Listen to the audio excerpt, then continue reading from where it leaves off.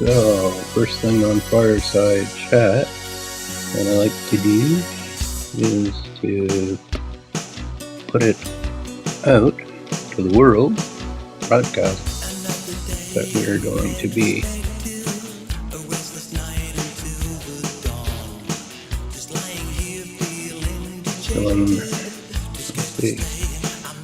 join us for our 5 on the Wisdom app and on Fireside. And let's put it out there on Facebook. Actually sent it out on some of the other social networks a little bit earlier. And share it with one of my favorite parts. Share it with my followers on Fireside Chat. Wow. 3,207 followers on Fireside Chat, and we've only been using that platform for about a month. So it's a great way for reach. Okay, invite. There we go.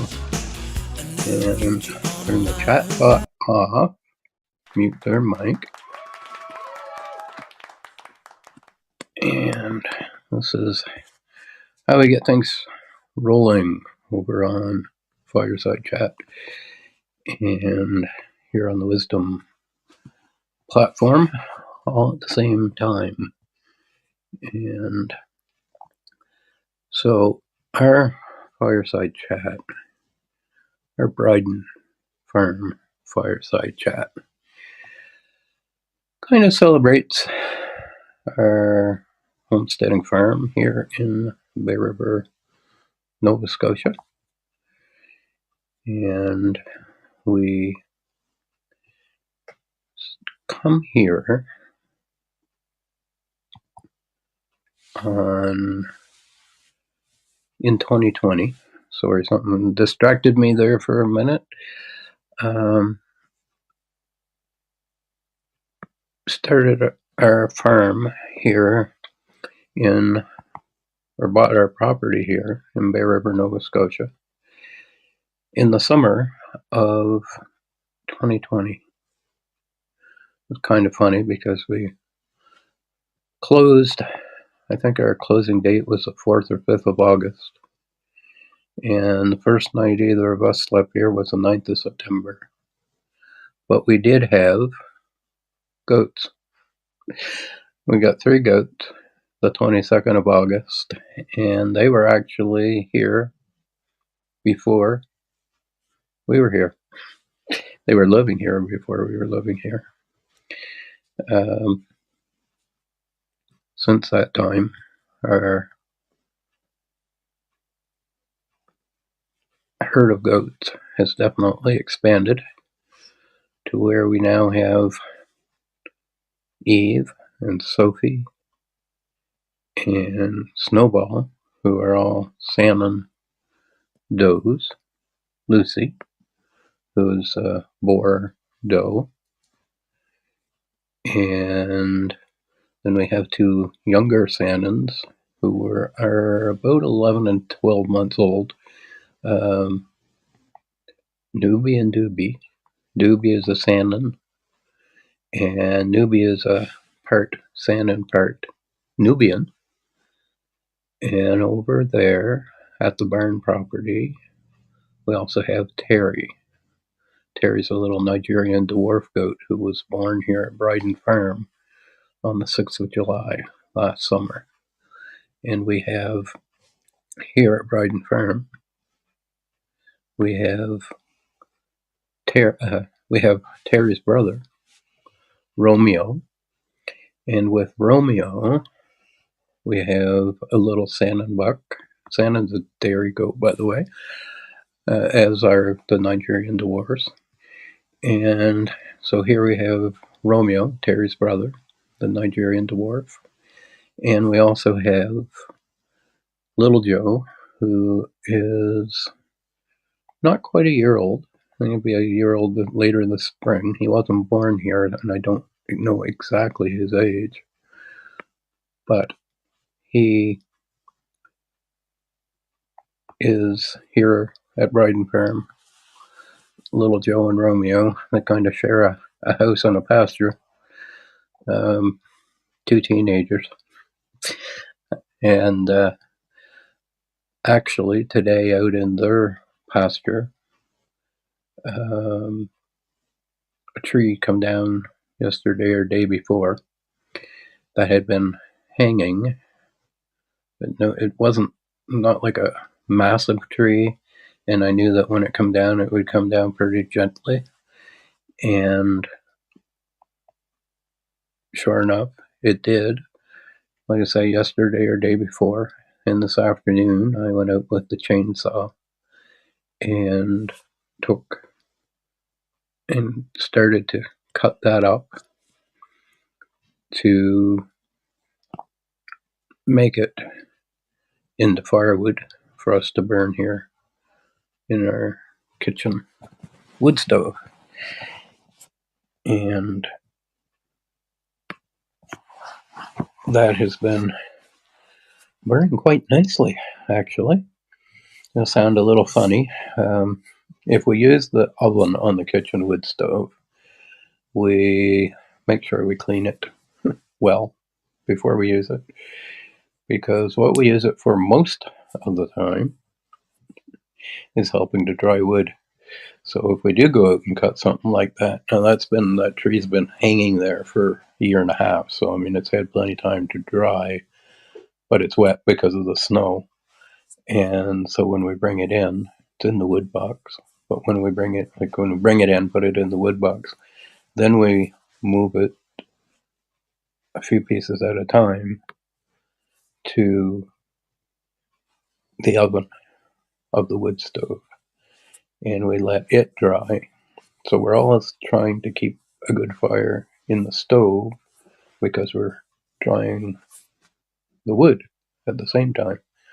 Had things happen last year that meant that I didn't get the wood cut and put away for winter that I wanted to. So have lots on the ground, and that'll give me a head start on getting things to the point that I need to get them to for this year and next winter wood. But it will be, it was a challenge this winter to keep ahead of things. Thankfully, we've had a very not dry year because we've had a very wet year, but it's been mainly rain and not snow. And that has,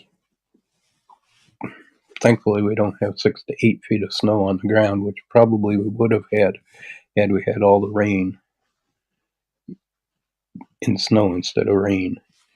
So, because of that, it's allowed me to get out in between the rain and get the wood from the woods, the wood that's on the ground, the trees that are on the ground, cut them up. We've had just enough snow that I've been able to get them onto the toboggan, cut them in about 5 or 6 foot lengths, and bring them into our carport, which doubles as our wood shed in the winter. And then get them blocked up and split up. Block them with the chainsaw, split them with the axe, and then bring it in. And it's rather cute the way that happens, because when I bring an armload of wood from the carport into the house to put in the wood box, my boy Roscoe, in the picture with me, Roscoe helps. If I bring an armload, Roscoe brings a stick. If I load the toboggan, Roscoe loves pulling, loves his harness, and I'll put him in the harness and I'll go in as second dog, so to speak, and help bear the brunt of the weight, and he helps me pull the toboggan to the house. And it's not that far. It's, if I had to guess, I would say it's less than 100 feet. And today, when I went out and cut up the wood, the tree, into firewood, out where Little Joe and Romeo, the two bucklings, are, I got Roscoe to help me pull the toboggan full of wood. So, yeah, so he gets excited if he knows that, sees me pick up his harness. He knows what he's going to do, and he enjoys it. So, whether he's helping me pull the toboggan or bringing a stick of wood, I've got him almost trained to where, and kind of a goal, if I can get there, um, where he will go and get the wood while I'm in the house. And I'd like to be able to stand on the step and tell him to go get it, and have him go out to the carport and get a stick and bring it in. And he's almost there. If we are out doing chores, like tonight we closed up the chicken coop, and on the way back, stopped to the carport for something, and he grabbed the stick and brought it in, and when he brings it in, I put it in the wood box and praise him to high heaven that he's done a good job and he's a good boy. And so he loves doing it, and he very much appreciates the praise. The never been one to train dogs with treats. We also sell Watkins products, and we went to some dog shows and set up our booth there because of the natural products. And one of the things that I saw was that maybe not all, but most of the dogs there were all overly treat orientated, to where if the master didn't have a treat in their hand, the dog didn't even know to follow them in some cases. Well, we don't do that. We train through love and respect and mutual trust, and building that up with Roscoe and our other dog, Holly. And we take time actually to do that with pretty much all of our animals. All of our animals get names, and or most all of our animals get names. Just have to wait for them to whisper and let me know what they are. In some cases, so today was a beautiful spring-like day. I know for some, 35 to 40 degrees Fahrenheit is our cold temperatures, but for here, those are nice spring temperatures. And so our goats were able to go out for the afternoon out on pasture. And while they were out, I cleaned the driest of the hay out of their pen and put it over in with our pigs for their bedding. But because it is pretty clean, goats waste a lot of hay. And because of that, it allows us to not waste that hay, but take the cleanest of that hay and give it to the pigs. And they, I would say, eat about a third to half of that, and the rest they kind of chomp down, and that helps to build their bed. And we use a deep bedding method where it's a layer of hay, we'll say a layer of poop and a layer of hay, and consecutively, and that gets to 3 or 4 inches, and then it starts to compost. And if you've ever been around good compost, you will see that once it gets to be that 3 or 4 inches, it starts to build heat. Now, you don't want it to overheat or underheat, but that heat from the composting, the deep bedding, helps to keep the animals warm. And if it gets too wet, then you add some carbon, some dry material like hay on top. And it's really neat because good compost doesn't smell. And because of that, when you're using and practicing that for your bedding, hi Don, on Fireside. When you're using deep bedding methods, and that begins to get 3 or 4 inches deep of their droppings and hay,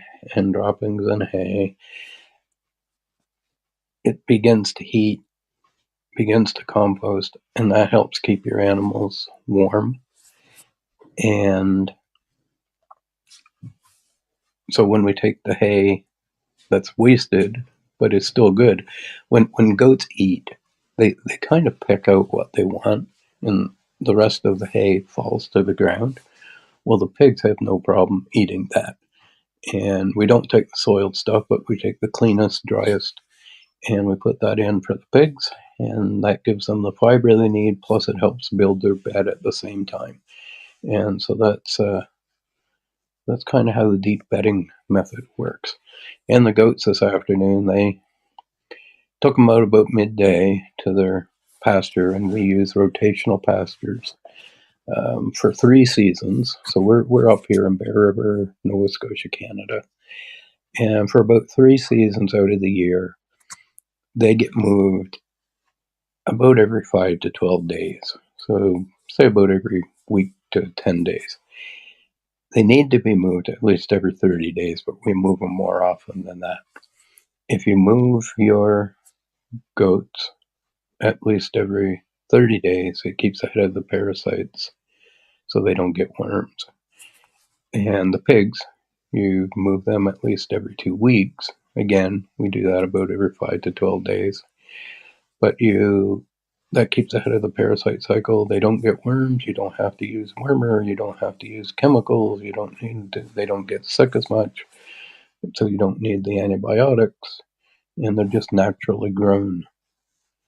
So naturally growing for pork, but also for the milk from our dairy goats. Hi, Allie, I think it is, over on Fireside. Appreciate your stopping by. And just kind of telling what we're doing today and some of the practices we use here at Briden Farm. By the way, you can find us online at Briden, Briden, farm.com. And one of the things is we just had one of our cats. We have right now too many, but we have cats that we use for rodent patrol and control. And since introducing the cats, we have had fewer to none, very little problem with rodents because they've done such a wonderful job. And, I think it's a big deterrent as well. If the rodents know the cats are there, then they don't come around. Usually, if you have chickens and you have livestock feed, you will attract rats, just kind of a given. So then you look at which way do you best control the rats. Do you use things like warfarin and chemicals to combat that? Do you try to trap them? if you use chemicals and that goes in the food chain and other animals get that can cause problems. So for us, what we've done is we've increased the number of cats that we have. And we had one of our ladies, one of our cats, who had her kittens yesterday. And 6 beautiful little kittens. A couple of them are kind of orange and white, and a couple of them look like they're going to be kind of tiger striped, and one looks like it's a patchwork quilt, and the other, quite honestly, I can't remember what color it is right now. We've had 2 or 3 people pop in and out over a Fireside chat. I was going to do a live video on our Fireside chat and show, which it is a live video, but I was going to show the mama cat and her kittens on that. For those of you who hear on Wisdom, I see there's 13 that have either are listening or have passed through, and 3 or 4 over on Fireside. Kind of a slow night on Fireside, I think. But I was going to show that if we do have, a couple of people show up on the Fireside chat app, I'll show those kittens and their mama, Willow. And if not, you can just go to our website, Briden Farm, BRIDEN farm.com, and have a look at the mama cat and her kittens in the photos and videos that we have available there. And if you are on Wisdom and you are listening and you have questions or comments, you are more than welcome to hit the join the conversation button and we can chat.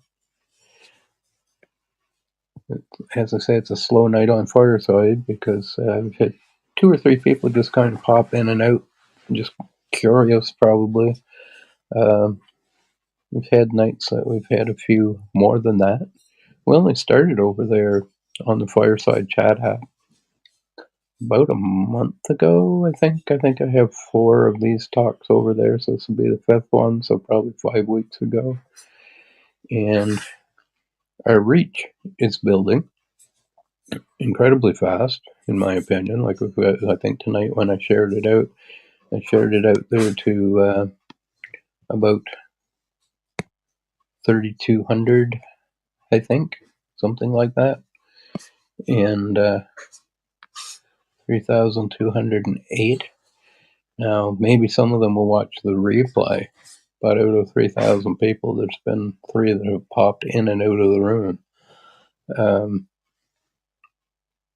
It's really funny because numbers don't always mean quality.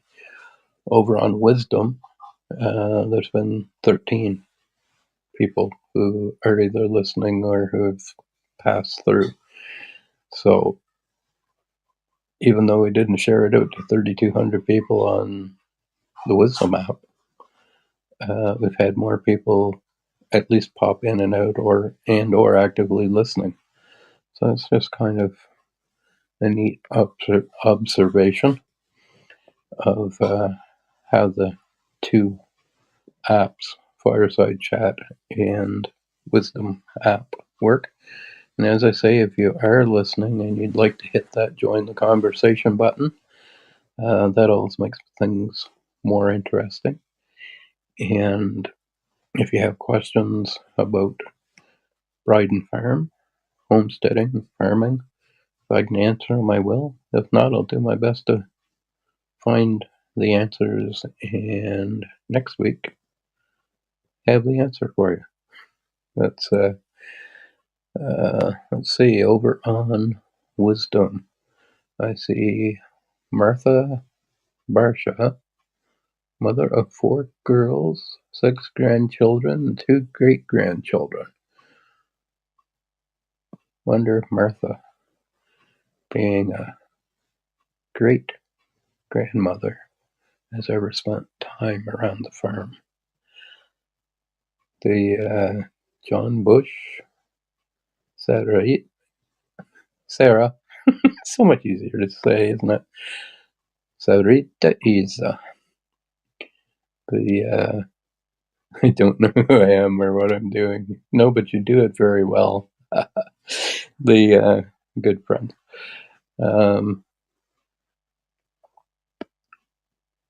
Katie Jones, Alexander Michael, Elizabeth McClung, also a good friend. Elizabeth is a health and wellness coach, mental advocate, survivor of anxiety, depression, agoraphobia, and PTSD.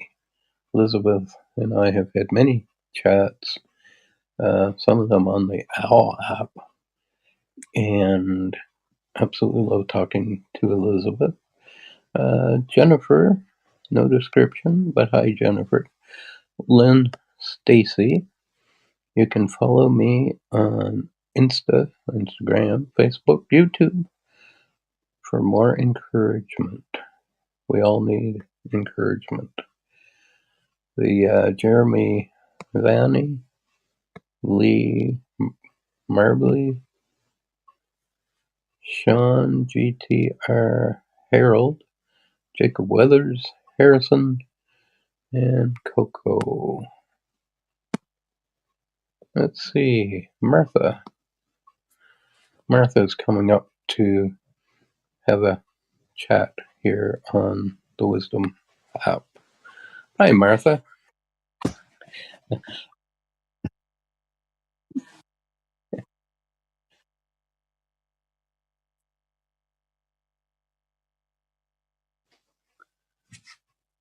So, yes, exactly. In fact, the first Fireside chat that I did, because I'm actually, this is on Wisdom, but I'm also over on the Fireside chat app, which is like a video broadcasting platform. Uh, okay,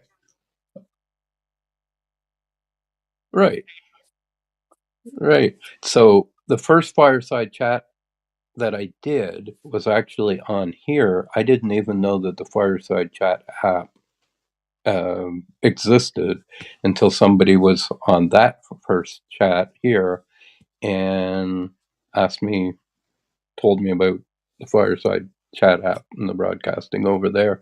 So yeah, I absolutely do. Yeah. Nice. Wow. So where is she located? New York. Very, very nice.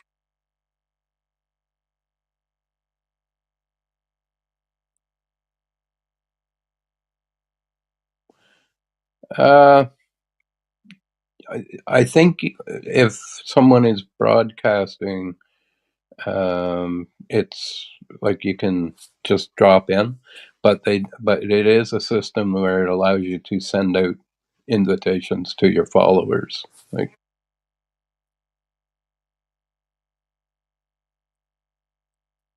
right, right. That's right. That's right. It's funny. It's really slow over there on Fireside tonight. I've had 2 or 3 people just like pop in, pop out. But sometimes we actually do have some people show up and add to the conversation, and that's always appreciated, whether it's here on Wisdom or over on Fireside. Yeah, and so you, your picture looks very young to be a great grandmother. Oh, is that? Okay. Well, you know what?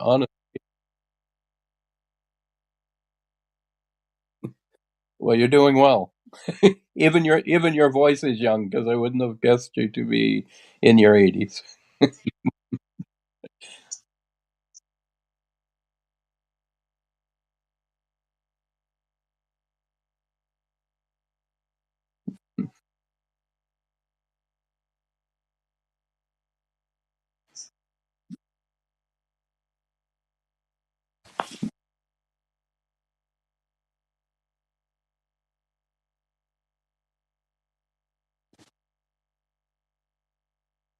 Interesting. In the middle of the depression. Okay. Okay. Okay.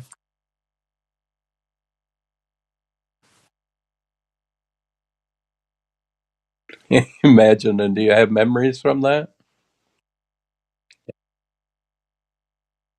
Right. That that must have been quite the fair.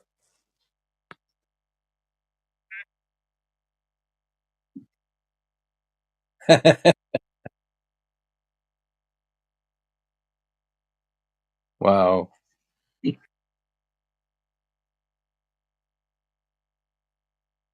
Right.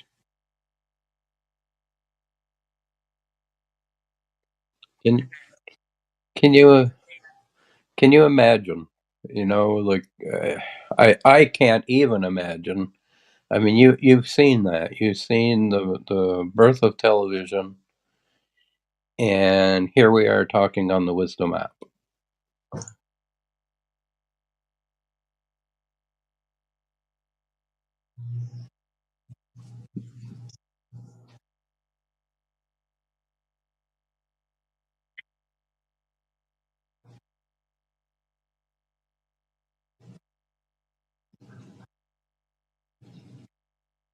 Interesting.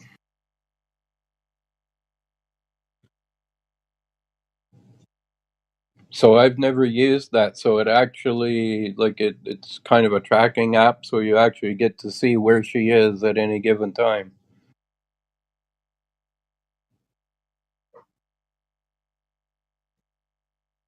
Right?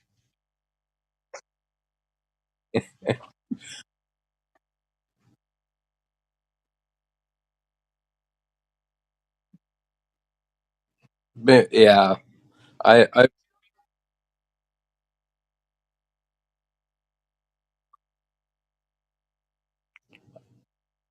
uh, I I agree. The I find some of it is very antisocial and very rude at times.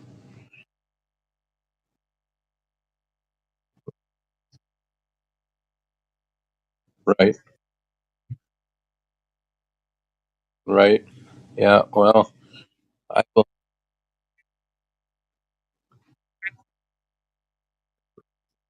right. Right. That's right. Yeah. I think phones and tablets and so on should be set aside at mealtime.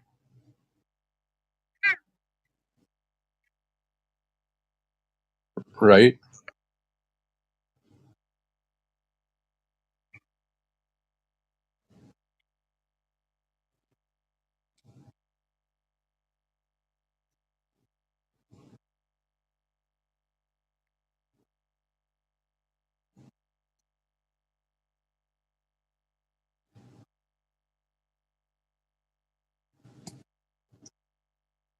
Right.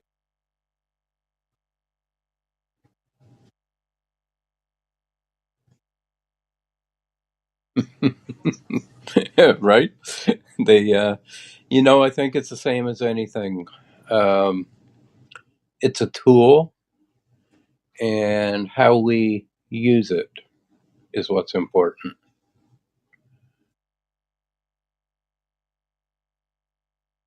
Right. That's right. That's right. The and no, we have a beautiful homesteading farm here that we started in 2020, and in Bear River, Nova Scotia, Canada, and We're on a hillside because Bear River is a tidal river, and so the hills slope down to the river on both sides. And we are on the west bank of the west branch of the river. And it's 35, 40 years ago, our property was pasture and gardens, and Mr. Harris, Jack, that lived here, was well known for his gladiolas and roses, and he unfortunately passed away, I believe, in his early 60s in 1987, and he um, since then, it has grown into hardwoods. And what we've been doing is we have our goats and pigs, and we also have chickens and rabbits and Muscovy ducks. But we turn our goats into small pastures, rotational pastures, so they're only in there for roughly a week, and then they get moved on to the next pasture. But with the goats and the pigs, they help to trim, and the goats help to till the land, and it's turning it back into pastures and gardens. And it's what they do is quite beautiful to see. It's after we put them through the grass, even under the trees, the grasses start to grow, and just to see that land come back to life, um, into pastures. And we go in and thin out the trees, take out what we need for firewood, and keep the best trees, take out any that might be going to fall down, or that make kind of like weeding a garden, where you go in and you leave the best and take out the rest. That lets the sunlight come down in and spur that grass growth. And sometimes you'll go out, and pigs are kind of like dogs in that dogs wag their tail and pigs spin their tail, and you'll go out sometimes and they'll be running around and almost bouncing, and their little tails will be spinning, and it's pretty rewarding. And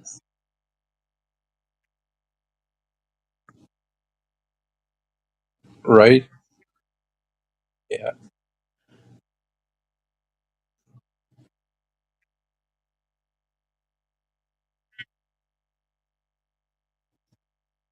right, okay, right, right.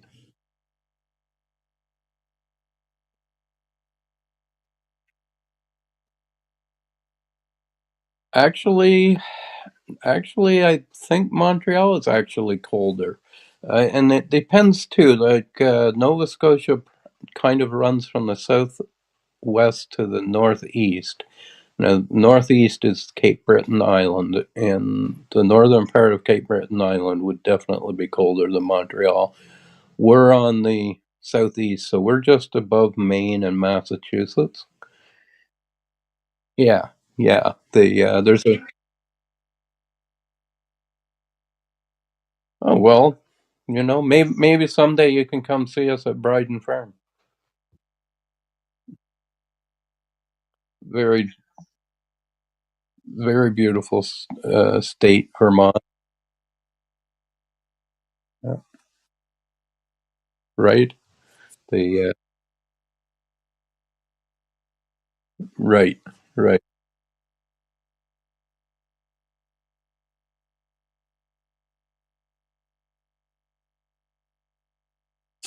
Hmm, that's a very good question. Right,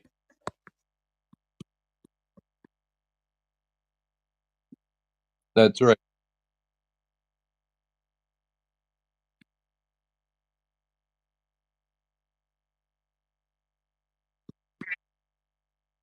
right. The so the U.S. is 3.5 million square miles, and Canada is 3.8. 3.8, so just a little bit bigger, like maybe 10% bigger. Right. The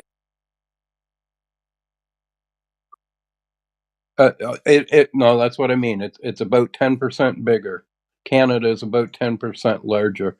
Now that would take in, the Northern Territories and so on.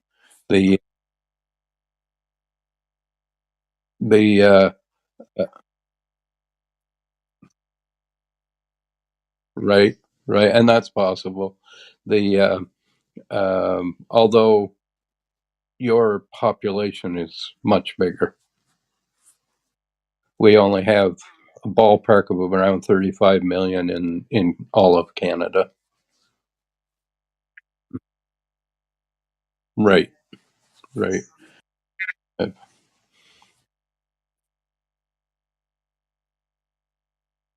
right. I've been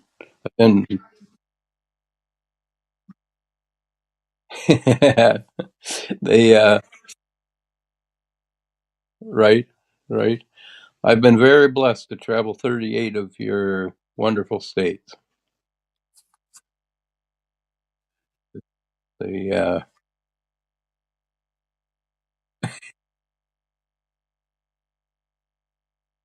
right.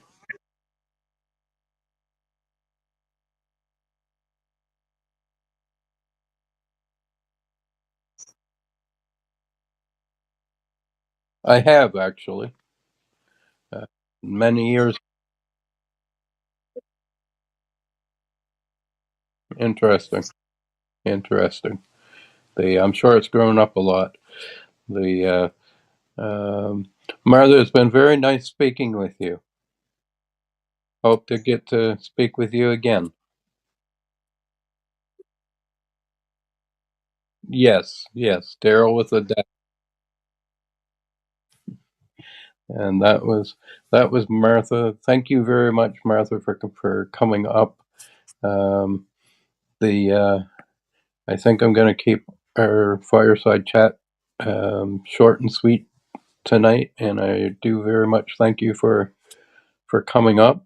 And it's seems like a slow night on Fireside, although we do have or have had 21 people over on the Wisdom app, either listening or at least going through.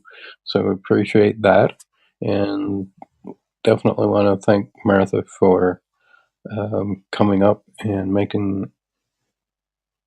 turning it into a conversation, because really, isn't that what a fireside chat is really all about? If you are listening to this as a recording later, you feel free to check us out online at Briden Farm, Briden Farm.com.